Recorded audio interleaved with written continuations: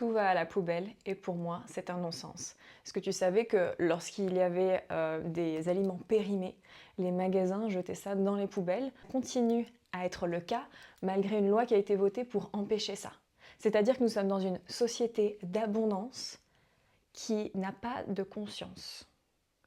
Si les personnes qui prenaient des décisions, si les personnes qui avaient donc ce pouvoir de décision est donné dans les mains des personnes qui ont de l'argent, si ces personnes-là étaient conscientes et étaient dans l'amour, on ne jetterait pas des aliments qui sont encore consommables à la poubelle.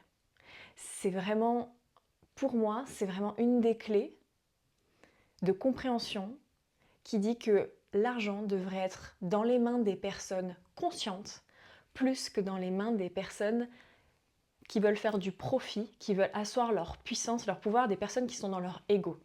Lorsque les personnes spirituelles rejettent l'argent, pour moi, alors qu'on pense être une bonne personne en faisant ça, on n'est centré que sur soi.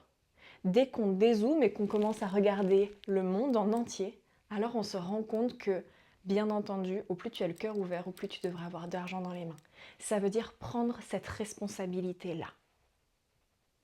Ça, c'est ma façon de voir les choses. Faire de l'argent de façon consciente, éthique, dans l'amour, qui est bonne pour soi et pour les autres. Et ça, c'est ce que j'enseigne dans le programme Je Vaux.